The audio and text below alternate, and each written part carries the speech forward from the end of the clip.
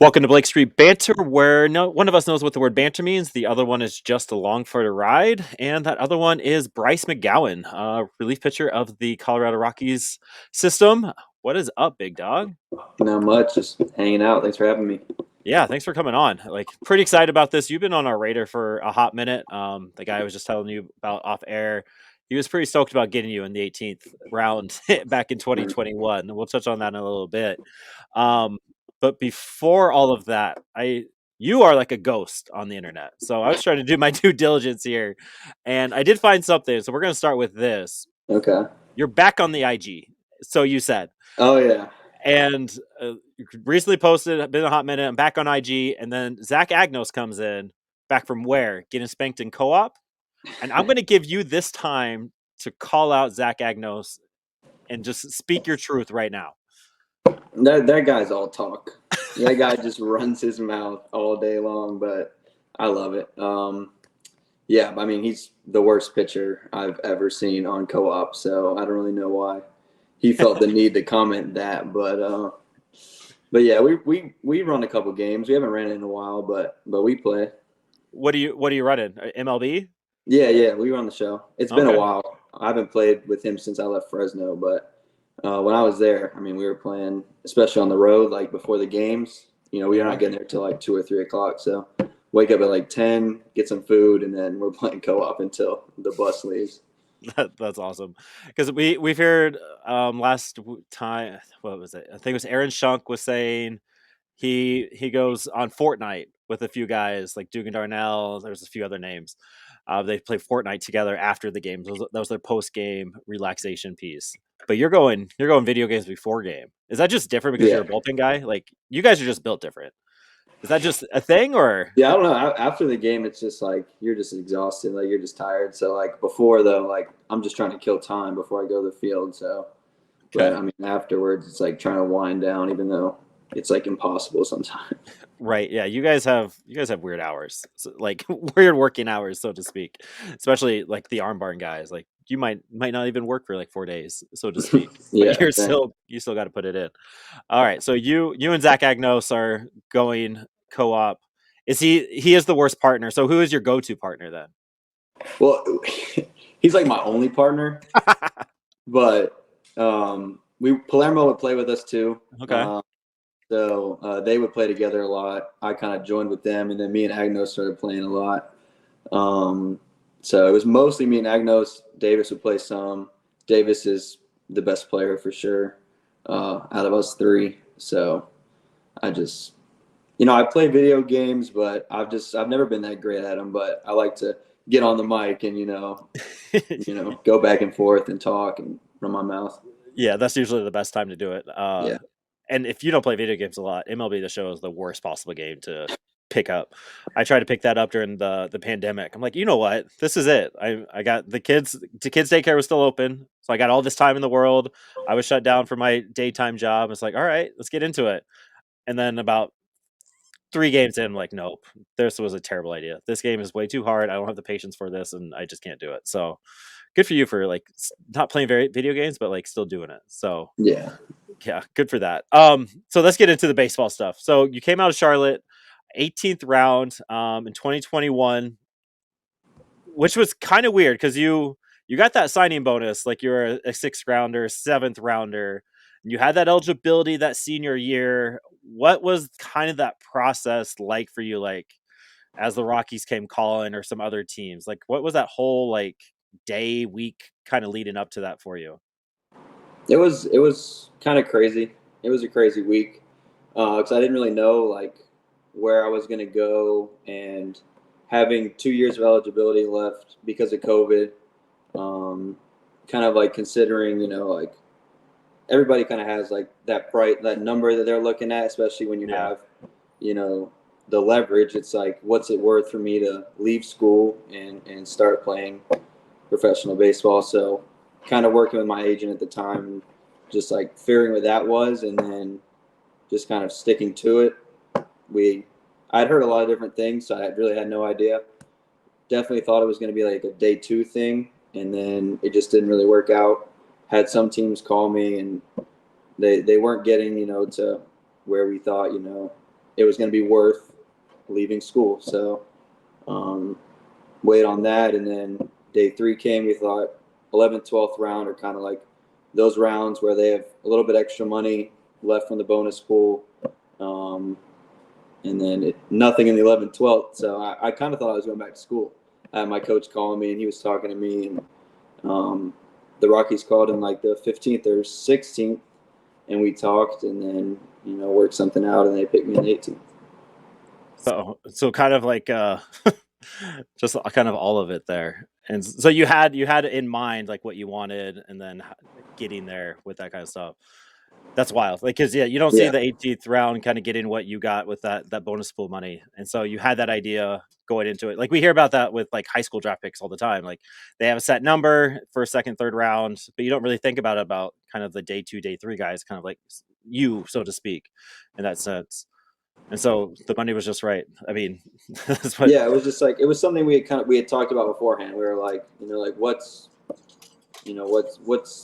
the minimum, or whatever you want to say. And then I just didn't want to make an emotional decision at the time. So it was going to be like, that's what we decided on before all this started. So we're just going to stick to that. And then, it was kind of like there wasn't really like a lose scenario in my head. It was like, go back to school, finish my degree, play another year there, or start my professional career. So it was like, I was, going to be happy with either outcome. I'm glad that we were able to work it out, and I was able to start my pro career. But it was just kind of worked out like that. Yeah. And having that plan is definitely important. You had that set up ready to go. That's huge. You don't always get that going forward. So you had that plan going into place. So when I noticed when I was looking up the stats in Charlotte, you were a starter, and now you're a reliever. We talked to Kay Denton, 6th round draft pick this year, about he might be possibly going to the starting rotation after being stopper of the year and all that kind of stuff, just because he's working on this. Was that part of your conversation at all? Like when you were talking to the Rockies getting drafted, like, all right, we're going to put you into reliever, or was that kind of conversation happening after you kind of agreed and signed and all that kind of stuff? It wasn't really talked about when I met with them pre-draft. I had people tell me that they thought I could start, but there wasn't any talk about that on draft day or right after. And then after I signed and got to Arizona, there really wasn't any official like conversation about it. Just it was like, you're gonna go out there for 1 inning. You're just gonna kind of go into that role. It wasn't like a sit down like moment or anything like that. It was just kind of like, this is when you're gonna throw, and I'll just go out there and throw. So okay, yeah, it's definitely different. It's a lot different. But I think doing both kind of gives you an advantage. You kind of learn some things starting, and then moving to a 1 inning role, you learn some things 1-2 innings. So so how did your routine change? Because that's always very interesting to me, because baseball players are very routine oriented. We kind of, as we talk to more players, as they kind of grow up through the system, they kind of find a routine going into it. And I'm sure you can talk about that compared to last year, all in Fresno, to trying to find a routine in this crazy year that is now. But like just from the starting role to the relief role, like how was that different for you? Yeah, it's definitely a lot different. Just like one starting, like what day you're going to throw. You have all the time in the world to get ready, so you can map all that out, plan that out. Coming out of the bullpen, you never know when you're going to throw. You can throw any night. You can throw 2 nights in a row. You could not throw until the 4th game of the week. You could throw the 1st game of the week. So just kind of like having to be ready every night. That's definitely different. I think the biggest thing for me was just like the emotional part, like controlling my emotions and stuff like that. Because as a starter, you know when you're going to throw, and you're going to try to throw 5-6 innings, whatever pitch limit was or pitch count or whatever you're on. And then out of the bullpen, it's just like all gas, no brakes kind of like mentality, which can be good and can be bad. So kind of figuring out how to control my emotions out of the bullpen compared to being a starter. that was like the biggest adjustment. Yeah, and yeah, because you have to have that kind of that bulldog mentality. You have to, as a reliever, like as a starting pitcher too. But I feel like Yeah, it's up a notch. Like if you're a reliever, because you got to come in and shut that door for whatever inning that is, the sixth inning, as you're trying to get it back to the end, or if you're in the ninth and trying to finish the game. Like you have to do that. And so, like, you have a big fastball. Like, have you had to hone that in? Like, as you're saying, like doing the whole you controlling those emotions and making sure you're in control of that fastball a little bit more. yeah. I mean, that's like the biggest thing is like because you only have you know 1 inning max, 2 innings at least. I haven't gone in more than 2 innings this year, so it's like you just want to like let everything go.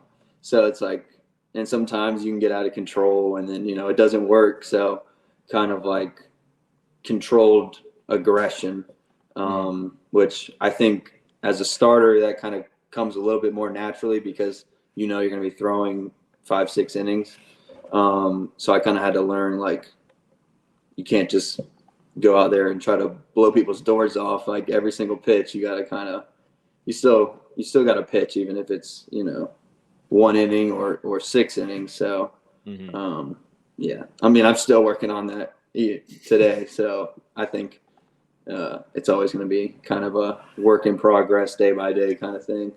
Yeah, it's definitely got to be a learned trait. Like the relievers, and I also think relievers just are like a different breed. They're they have that different mentality that just yeah they're just different. And we've talked to quite a few. Like we're big arm barn advocates, and we just love our barn guys. Like we go through the list, and so seeing them what they do, and they come in, and everybody has their own little tweaks and kind of how they become good at that relief pitching stuff. Um, but yeah, so you have that big fastball, and you possibly have three secondary pitches. Kind of, what's your arsenal right now? I'm gonna be honest, I haven't been able to watch you a lot just because of where my Oh, time good. zone is and where you've been. But now that you're at Hartford, that's the one I usually watch the most. So we definitely will be diving in a lot more. But your arsenal three. What are your secondary pitches looking like? Yeah, so it's just slider and changeup.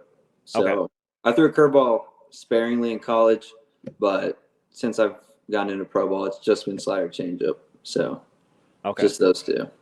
And how's that stuff been going? Because I'm sure you've had to develop that a little bit. Like the Rockies kind of have their their system, right? I don't know. Maybe you can tell me I'm wrong and ridiculous, but they love their fastball, slider, changeup guys. It's just kind Yeah. of their mo. They've been doing a lot with that. So have they helped you with that development? Is that something that they're like, all right, if you're gonna pick two of these three pitches, kind of go this way, or is that just more you? Like, where's that arsenal coming from? Yeah, it's a little bit of both. It's a little bit of both. You kind of have in your own mind, like kind of where you want to go with your arsenal and what you want to see out of your pitches, and then you talk with them, and you guys kind of work together on it. But yeah, the slider's a little bit different. In college, it was more of like a harder gyro slider, Mhm. as a gyro and sweeper, and all these terms are starting to turn into buzzwords on Twitter. You got to be careful. Right. It might make some people angry, but yeah. So I tweaked that since college, so now it's a little bit more of a lateral slider, bigger slider, and then changeup is similar. Tweak the grip a little bit, trying to get a little bit more sink and fade to it. Mhm. But that's a pitch I'm using a lot more this year that I think has helped me compared to last year. I didn't really utilize changeup much. So I've been throwing that a lot more this year. Um, so, but yeah, slider changeup. Still always kind of tweaking and refining those. Trying to find the sweet spot between how big it is or how short it is or how hard or how slow. Um, so How are you tweaking that? Because it was Blake Goldsberry said he was sitting there. Can't remember who it was. I think it was a Hearn or somebody was sitting there. They were looking at the video, and he realized he had two different fastballs. And Goldsberry kind of like, all right, that makes sense. And now he's doing much better since kind of adjusting that. Like, what are you doing behind the scenes to kind of look at that? Are you watching your film? Are you getting just like a feel of it? Like, how's that going? yeah, it's kind of looking at the data after the games and kind of looking at the movement profiles, and then you can kind of adjust later in the week in your touch and feel. And we have TrackMan units for our touch and feels and all of our bullpens. So you can, just you throw the pitch and then you look at the TrackMan and then it tells you, what the movement is. And then you kind of either tweak the grip a little bit or tweak the cue or the finger pressure and just kind of play with it until you kind of, get the shape that you want. And then just trying to repeat that shape as often as you can, even though it's impossible sometimes. I was just gonna say, how hard is that? Yeah, It sounds really easy. Like, just it's do it the very same hard. thing, right? Yeah, But no, it's very hard. It sounds very simple, but it's very hard, especially, in the game it's unconscious. You're just, competing and just, trying to rip nasty sliders, and so it's kind of just like it sounds very simple, very hard to do, right, but yeah, it's kind of. right. Is that kind of stuff new to you as the professional realm? Like, did you have much of that in Charlotte? Yeah, we had a ton of it at Charlotte, Oh, you did? Okay. especially my sophomore year. Um, I actually spent COVID summer. Me and I think it was 10, maybe more. I could be wrong. I don't remember the exact number, but we went to a facility in St. Louis called P3, where that was kind of where I was first introduced to the pitch design realm and biomechanical data and stuff like that. So that's kind of like my first taste of pitch design. And then we just kind of ran with it at Charlotte. We had all the data there. So I kind of, and it's something that like the more you learn about, the more you think you don't know. You know what I mean? Like Yeah. you believe something to be true, and then you see something else, and you're like, well, that's not what I would expect, and then you're like, I know nothing. So it's kind of like a constant battle of like learning and then evaluating, and what you Yeah. once thought was bad is now good, and then it's very confusing. Yeah, and that's a lot to process. Like you said, Mm-hmm. like, I mean, this is your job and this Yeah, is what you're doing, right? And you've been trained all this time. I liken it to my professional. Like, I'm in education. I'm a teacher by day, and like I didn't learn anything in college. Like, you didn't learn much in college, right? Like, and then you get into it, and then that first year is like, okay, you learned absolutely nothing. Good luck. Here you go. You have all the tools now. You're trying to figure out what the tools work, and then you start implementing those in year 2, year 3, and then now I'm very comfortable with where I'm at. And like here you are kind of like at that beginning stage in that sense, like how do you use this data? How do you use it well? And how do you actually use it for good? Like you said, you've yeah, been trained like you don't know anything, but now how do you know everything while trying to mimic it constantly? Like, is that a fun process at all for you? Or is that yeah. No, yeah, it definitely is fun, especially if you enjoy looking at it. And I definitely think it's like um, you have to kind of learn how to gel the two. Like yeah. for a long time, I spent a lot of time on just like pure pitch quality. Just like how in a vacuum, how good is this singular pitch?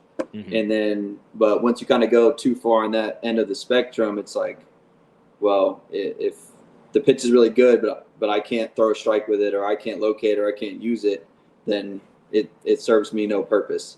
So then you kind of shift like to the other end of the spectrum where you're not worried as much about the pitch quality. You're more worried about like, can I execute this pitch? Like, do Yeah. I have a feel for this pitch? Can I land it 0-0 and then can I expand when I'm ahead in the count? Or so it's kind of like you go on both ends and then you kind of meet somewhere in the middle, like where you're happy with the shapes, where you can they're quality pitches, but you can also have a feel for them and use them, and then kind of you just kind of jump those two together, and then you have your finished unfinished product. Right. Yeah. It's wild. Like the whole process. Again, the more and more I talk to you, the players, you guys, it's like there is more to it than just going out and throwing a ball. Again, Duke Darnell, he became a pitcher because he just got on the mound and threw 90 at his college. It's like, all right, so now what do I do Mm-hmm. with it? And he's now Yeah, he's 4 or 5 years into that development with that piece. And it's just interesting how there's so much more to it than just getting up there and being good. And like you can have a great pitch but being able to execute it constantly at certain times and certain places is very difficult to do. And so, Yeah, and trying to figure that out has got to be almost impossible. Like, yeah. exactly. What's your favorite pitch to throw? I don't know. I don't know if I have a favorite, to be honest. No. I don't know if I have a favorite. I mean, it's satisfying to get a whiff on a fastball, especially for a strikeout. But it's kind of also like if you've been working on a slider for weeks, and then you go out there and it's working, you're like, okay, like finally, That's you gotta know. feel good. And Yeah. then same thing with the changeup. If you're like been working on that, and then that starts working, so it kind of switches each week depending on what's been working and what's not Yeah. been working. But I wouldn't say I have like a singular favorite. That's fair. That's fair. So what is it that you're working on now? Is it like you're just tweaking that change up a little bit, or what's going on in the arsenal right now? Yeah, so I'm right now. I'm pretty happy with where the my pitches are, like the shapes of the pitches and the quality of the pitches. So now it's kind of me just making sure that I can use them, you know, when I need them. So working on, you know, fastball command, just being able to move in and out, up and down, and then landing that breaking ball, that slider, Hmm. 0-0, expanding 0-2. So I'm kind of moving not away from the pitch quality part, but you know, more to actually utilizing the pitches and sequencing and stuff like that. So Okay. that's kind of the spot I'm in right now. Yeah. So Okay. Yeah, that's fun. That's fun. Because yeah, you kind of have the pitches molded, so now it's like, all right, how do we use it? When do we use it? That kind of stuff. That's sweet. All yeah, right. exactly. All right. So in Charlotte, so Charlotte, you were there for 3 years. You had that senior eligibility. You lost that year in 2020. Just got kind of what was the biggest difference between college and that professional realm? What was it like playing in Charlotte? We don't get a lot of information on Charlotte baseball. I think there's a few of you in the system. I feel like there's another one, another guy that came out of Charlotte. I'm not sure. Uh, but like, how was that? Just that big difference playing in just I guess talk about your college time, man. Yeah, yeah. No, it was great. It was great. You know, I only had two offers out of high school, and it was Charlotte and North Carolina Central. So I Okay. ended up choosing Charlotte, and I really enjoyed my time there. We had um, after my freshman year we had Coach Hibbs, and he left after my freshman year to go to Wichita State, and then Robert Woodard, who's the head coach there now, came in my sophomore year, and I had him for 2 years, and uh, it was great. I mean, I really enjoyed my time there. I saw a lot of things change in my time there, just in terms of the different styles between Coach Hibbs and Coach Woodard.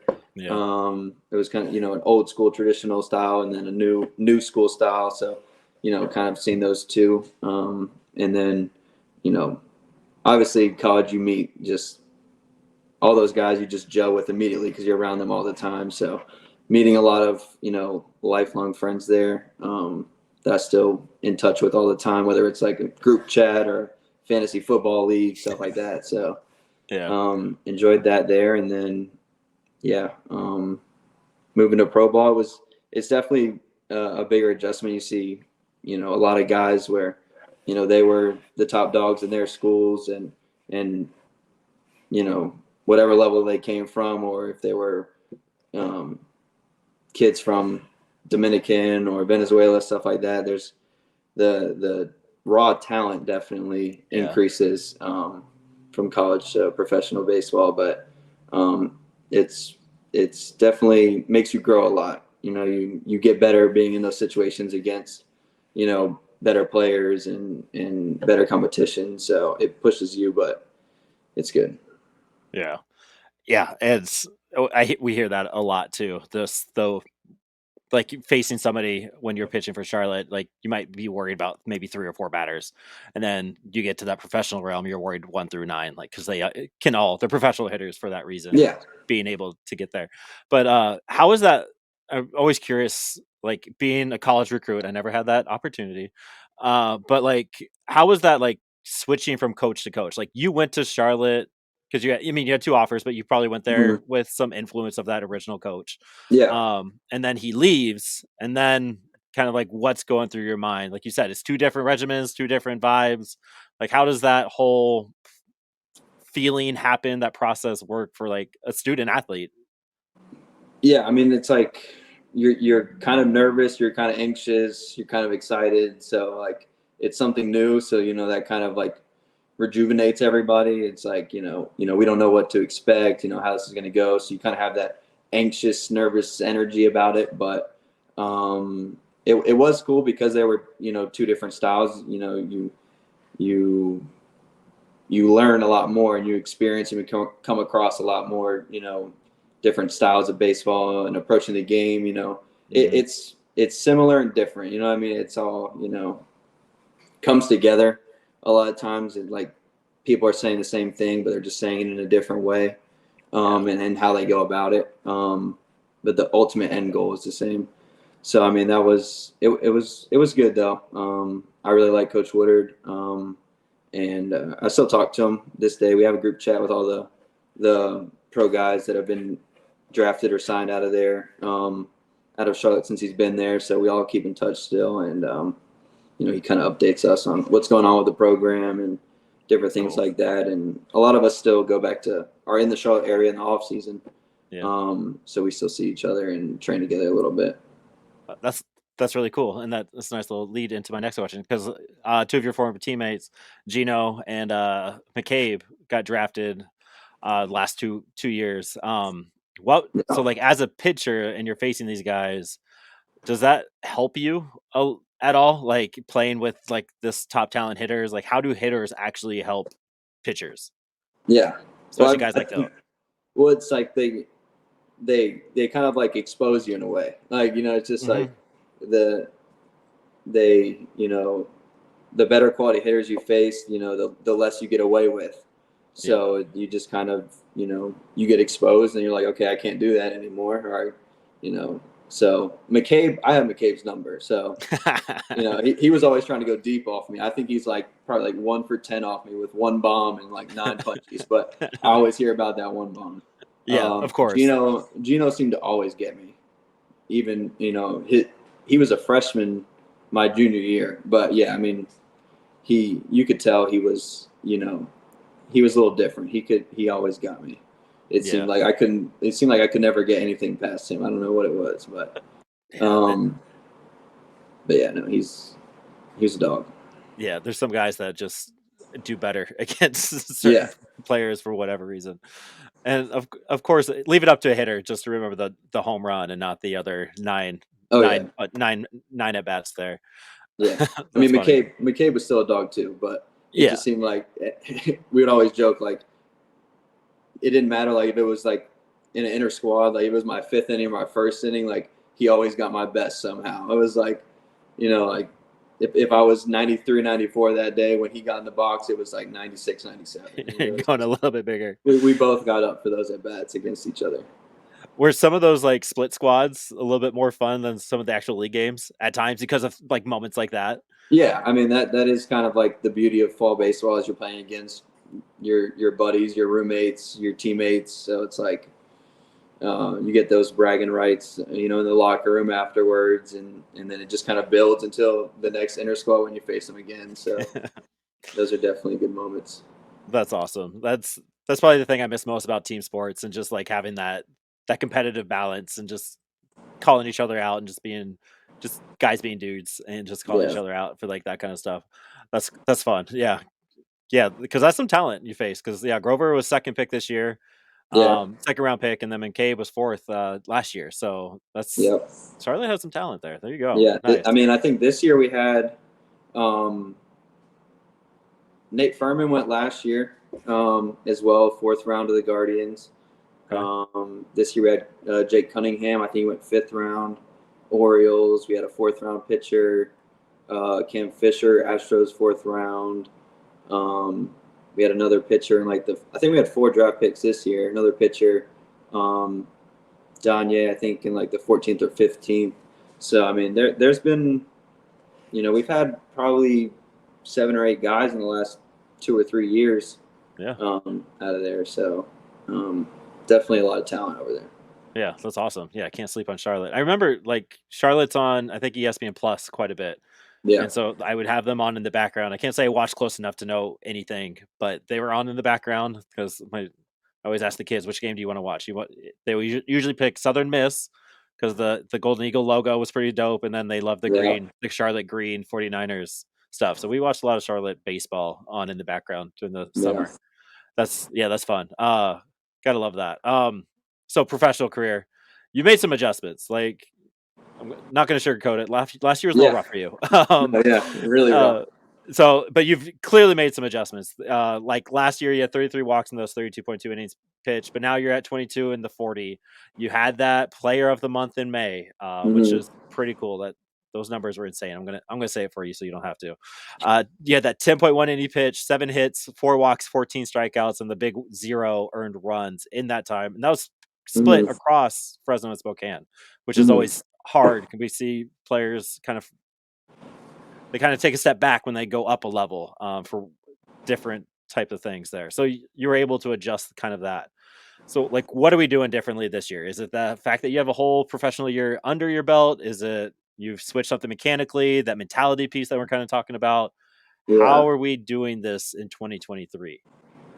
Yeah. I mean, I think it's a few different things kind of coming together. So like kind of how we talked about, the pitches by themselves in a vacuum, just the quality of pitches in general. Um, I made some tweaks going into my first year last year in Fresno, and I thought they were in a good spot, but it just kind of worked out where I didn't have a feel for them. Hmm. The slider was just maybe a little bit too big. Wasn't throwing my changeup very much, so I didn't have a ton of feel. So I just felt like I was throwing a lot of fastballs, um, and I was pitching what felt like with just a fastball, Yeah. which it can be very tough to do when you just have that one pitch. So I think and then having some struggles early, makes you question like do I belong here? Can I compete here? So then you kind of go down this mental rabbit hole, and then it just kind of snowballed from there. So I think this off season it was like a focus of you know a little bit away from the pitch quality in itself, and like okay, like we need to learn how to use these pitches. I gotta learn. So kind of went that route, and then mentally just kind of worked on like you got to be able to deal with failure and like when things go wrong, how to process that and like Hmm. learn from it and like and it kind of got to the point in Fresno last year where it was like you almost like you halfway wanted to pitch, but half of you was like, yeah, it's okay, I don't want to go because you're just like you don't want to fail, you want to succeed so bad that Right. you kind of get like timid in that moment, but you kind of have to look at yourself and like everything you do all day is to pitch in the game, so to get those moments. So if I'm afraid, if I have any ounce of afraid, or like it's just not gonna be a good recipe for me to succeed. And I was just kind of like paralyzed by it a little bit, so I had to Hmm. kind of work on my mental approach and to the game, and then kind of doing that, and then tweaking my feels and getting all my pitches where I could actually use them. I think those two pieces kind of coming together allowed me to have more success this year. Yeah. So Yeah, that mental piece is something we talk a lot about, just like on the normal pod, just like with each other, then with players. And like it's such a hard thing to do. I yeah, don't. It's like again, everyday life. It's very difficult. So like, how did you? Like you said, you were kind of a little iffy if you wanted to actually go and compete like last year, and so this off season you kind of recalibrated, so to speak. yeah, What did you like? What was it like? Was that your mama telling you, "Yo, you got to figure this out," or that like kind of inner looking in like all right I got yeah, to find something? Is it like what are you doing to kind of find that mental health, that mental good for there to go out and be the best you? yeah. I think it was just kind of like just kind of me, like kind of just sitting with my thoughts a little bit and just kind of like I had I had gone through what it, kind of a worst case scenario already. Like I had already kind of like failed, and it was just like, well, you got nothing to lose at this point. Like so just go out there and like whatever it is, it is. So it's like whether you punch out the side or you give up, multiple bombs. It's like it is what it is. So you just have to like. And I used to not like the saying where people were like would say, go out there and try to have fun, because it is like it's you work so hard at it, and it's like it's your job, and it's it's a game as well. So I used to like not like that saying, but it was like I kind of switched my mindset on that, where it's like the more you can enjoy it and try to have fun being out there in the moment, your mind is free of all those thoughts of what if this goes bad, what if this goes wrong. So when I was able to switch to that mindset, like I put in all this work for this moment, so I'm going to try to enjoy this moment, that those thoughts kind of leave your mind, and then you can just kind of be in the moment, and you're more of your real self, and not this version of yourself that you've created in your mind, which we talk a lot about with our mental skills coaches that we have on staff that come to the affiliates. We have a lot of meetings with them where it's like this version that you create of yourself is not always real.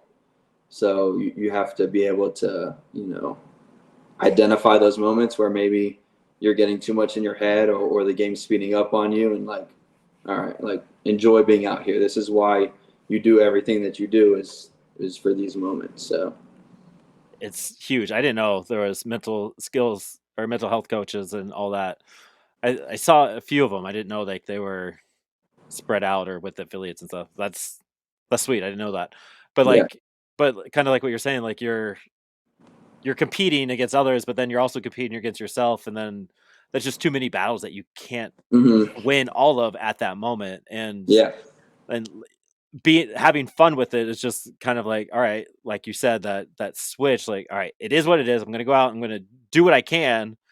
And if I have fun with it, it's probably gonna go a little bit better because you're out of your mind, you're out of your headspace, and you're just relying on being you, being a dog, and going yeah, back to what makes you doing that. Again, going back to my professional life, like my best lessons are when I'm having fun with it, as opposed to combating the students that don't want to do it. I'm like, all right, leaning in, like, all right, how can I make this fun for that kid to do it? And it's a hard work. It's a lot of work. Like it's yeah, mentally draining. Like 3 o'clock hits, I'm like, I'm done. mm-hmm. But it's so much more fun, and it goes so much better in that moment when you're getting to it. And the kids obviously respond a little bit better to it too. Like I'm sure there's it's so much to that, and it's so weird to think about. Like kind of like I, I don't want to have fun. This is my job. I got to go out and compete. I got to have that yeah, mental like go get them. But there is a sense of you have to have fun with what you do. Otherwise, it's what's the point? yeah, exactly. And I think that was such a big switch for me. It was just the more I tried to enjoy those moments, I would fall back to my training, and I felt like I was checking all the boxes in my training Right? to have success, but I wasn't having that success because I couldn't, get out of my own way at that point in time. So as soon as I could, flip that, um, I felt like I was performing, up to the level I was capable of performing. Yeah. And that's huge. And being able to get that now, I mean, you're young in your professional career, like you're in your second year, you're getting into it. And so being able to figure that out now and kind of being able to build off of that, like we are talking about that pitch arsenal, you're building off of that. Here you are building on this part of the game. And Mm-hmm. like there's only more success that can come from that. But like so that month in June, did that push the limits a little bit? Like talk to me about this. So June 21st, 24th, you pitched in Spokane. June 28th, you went down to the ACL and pitched for them.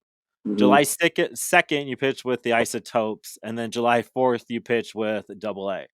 And Yeah. so I was looking at this like, all right, so I want to talk to Bryce McGowan about his rehab. He was injured. What happened here? Then I started looking at it a lot closer.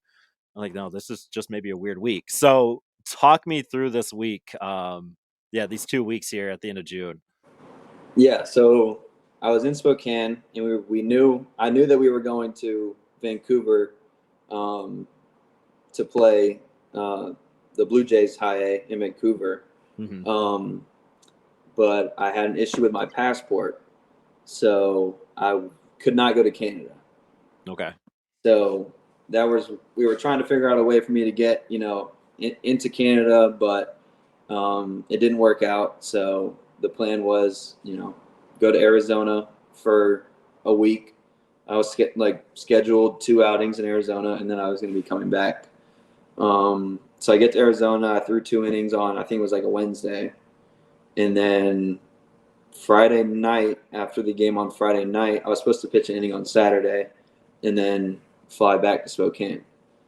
And then Friday night after the game, the manager come up and he said that Albuquerque was down arms. A couple of things had happened, and they needed pitching, for these next 2 days. And it just kind of worked out that I was available. One of the guys that was fresh in Arizona, that could fill in. So me and 2 other guys, we went to Albuquerque for 2 days. And then I think it was a Saturday, threw 1 inning Saturday there. And then after the game in Albuquerque, they told me I was going to Hartford. So it was like a demotion, but a promotion. So Yeah.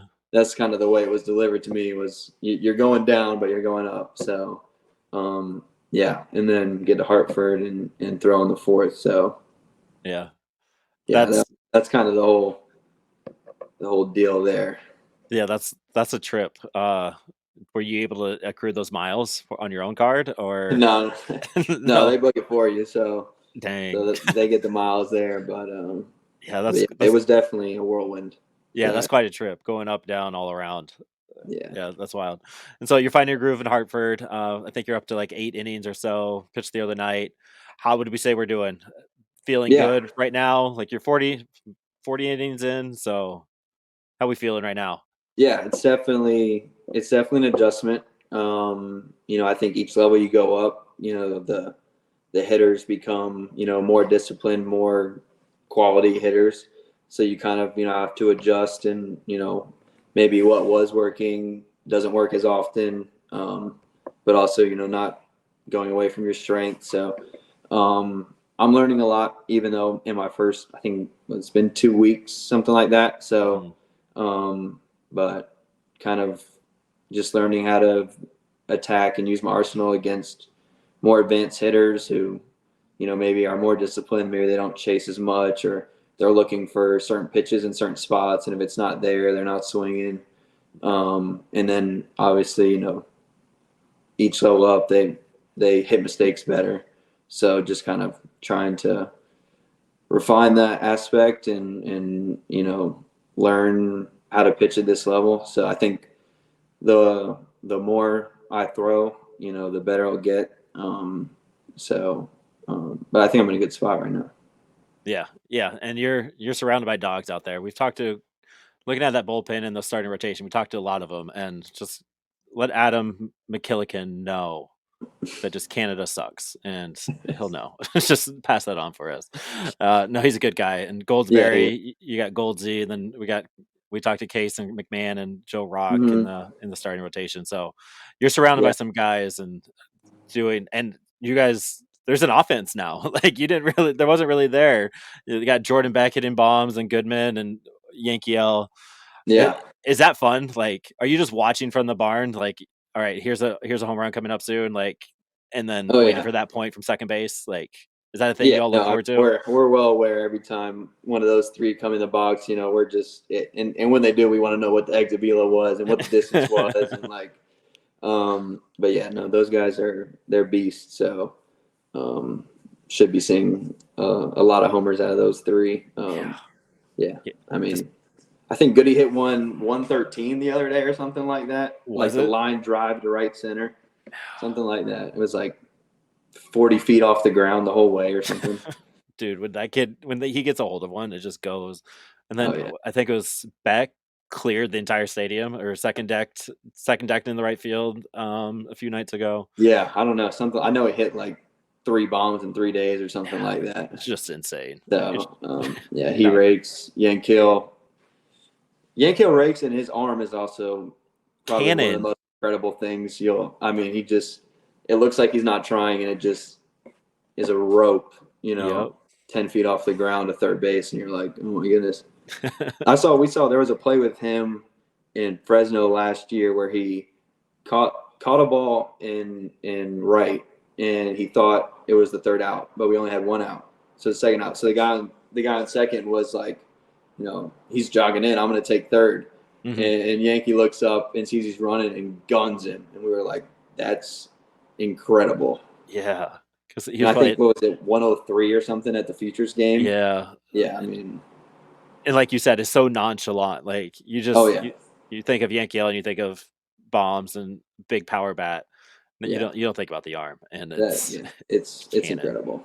I'd like to see him get on the mound. I was just gonna ask, like, does he pipe 100? Like, he's probably low 90s, mid 90s off the mound, right? Just getting up there, winging it. You never know, but I'd like to think maybe he could flirt with triple digits. I don't know. I mean, he's just, from the outfield, it's ridiculous. So I don't know. You get him on a slope and his body working the right way, it could be scary. It could be lethal.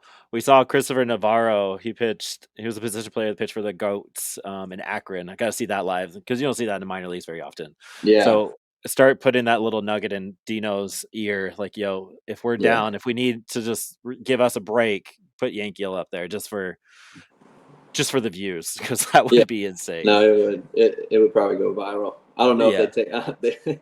They probably tell him to take it easy up there, but I don't know if he can. Yeah, Dino might not have a job after that. Like, what are you doing with Yankee L up there? Yeah. It'd be interesting to see how that plays out. All right, we'll end it here and won't take up too much of your time. I got a few fun questions I always like to end the sessions with. Okay. So there's a few softball ones. I'm not sure where Stu Cole is in the system. I'm pretty sure he's still in the system, but he played in Charlotte for a year back in 1991. Have you been able to chit chat with him about that at all, or see him at all? I have not talked to him much. I did meet him in spring training, shook his hand, said, how you doing? But we didn't really get to talk much. But I know he's a legend at Charlotte. So, but I haven't met him. Okay. All right. So we'll have to get you back on when you have that interaction. So that'd be fun, because he's been a Rocky forever, it seems like. Does anybody else get you mistaken with the Bryce McGowan, the NBA player? No. I was saying, I was doing my research earlier. I was typing in Bryce McGowan, and Bryce McGowan is an NBA player, I guess. I had no idea. He's in the summer league, and he actually plays for the Charlotte Hornets. Yeah, no, I've seen that. But no, I haven't had anybody yet. But I did think one of my buddies come across a tweet that said something about referencing him, and they thought it was about me, and they screenshot and sent it to me, and they were like, "What's this about?" And I was like, "I don't know, but I don't think that's directed towards me." It was like, "What's Bryce McGowan's doing out there?" And I was like, he was like, "What's this about?" I was like, "I don't know, man." It's not me dunking the ball. It's not me doing anything ridiculous. I had to do a few double takes, and definitely being careful with what I was looking up there. Just very random. It's like the Charlotte, McGowan, all of it together. Yeah. Favorite place to vacation? I don't know. Probably a beach somewhere, or maybe somewhere with some good golf. Okay. I feel like I don't really go on vacations that much. Like, that wasn't like a big thing growing up. It was like a family vacation type deal. So I don't have a clear-cut answer there, but probably going to the beach for a couple of days. That sounds nice. Or going to maybe Pinehurst for a weekend would be kind of cool. I haven't been out there before, but one of my buddies is there right now, and I'm seeing his Instagram stories, making me kind of jealous. Got that itch. What do you shoot on normal? Oh goodness, I'm in the 90s right now. I'm in the low 90s. It just seems like I just can't figure it out. It's like the drivers. I figure the driver out, and then I can't hit an iron, or I figure the irons out and I can't hit a driver. Yeah. So it's like constant battle. But the apartment I'm going to be staying at in the off season does have a golf simulator, Oh, there So you go. I've been talking about that a lot. People are probably tired of hearing about it, but I imagine I'll be in there a lot trying to get it dialed in. Yeah, that'll be sweet. I'm starting to dabble a little bit more in golf this summer. I've gone more times now than the last like 3 or 4 years combined, and it's a sport like I don't understand why I keep doing it to myself because, like you said, I don't know what I'm doing out there. I've never had any professional training. I've never been coached in it. I'm just out there Yeah. trying to be an athlete, but it's not going well. So I like, mean, you get that one shot yeah, or a couple drives that just keep you coming back. it's exactly But what it is. yeah, I, you want to figure it out so bad, but it seems like the harder you try, the worse you play.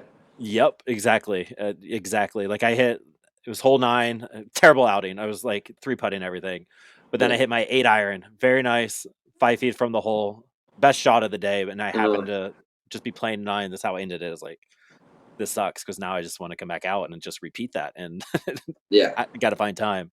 exactly. It's It's that's sport. expensive hobby too, though. It is, and It'll that's burn the a other hole in your thing. pocket really quick. Yes, it does, because I need new clubs too, and that's a whole nother thing, but Oh yeah. we won't get into that. All right, and last question. You gotta be completely selfish. This is my favorite question to ask guys. What is your favorite personal baseball moment of all time? So, an outing that you had, day at the plate in Little League, favorite all-time baseball moment? I, I don't know. I don't know. I knew this question was coming Yeah. because I before we had this I just pulled up Candy's interview, Okay. um, so I knew this one was coming. I was trying to think of something, and I couldn't really think of like a specific outing or like day, but the one thing that like kind of stuck out to me was like when I got when I got the offer from Charlotte. And that was my first offer. Calling my mom after that and telling her, and she was super excited and like halfway crying. Like that was the one thing. That was like the one day where like kind of stuck out to me was that first offer. Telling your parents like Yeah. they offer me. I'm gonna I know at least I have one opportunity. I'm gonna play college baseball. So that was like kind of the one moment that stuck out to me. So I'd have to go with that one.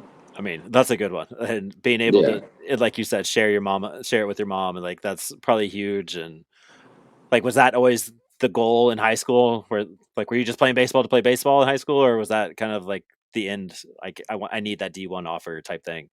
Yeah, it was like in high school, it was all about like just wanting to play in college, Yeah, and me not having a ton of offers and a ton of interest. Like it was kind of like I'm not sure like if this is gonna work out or not. So getting that first offer, it was kind of like a relief, and then also like excitement. Like okay, like I did it.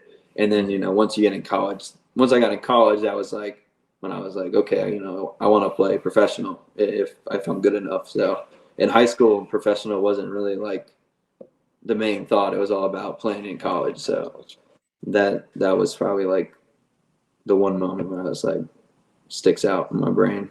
Yeah, yeah. Like if that was the goal, and that you could hit that goal, and you got to share that, absolutely. Yeah, that's sweet. I love that. Bryce, thank you for popping on, and thank you for doing this late night, off night. So I appreciate that. You're Yeah, one of our guys now, so we'll be pumping you up there on the Twitter and the Instagram as best we can, and just keep doing you, keep doing all the cool stuff that you're doing, and we got you. thank you. I appreciate it. Thanks for having me. Yeah. Thank you for watching and listening. Please check out our link tree for more content.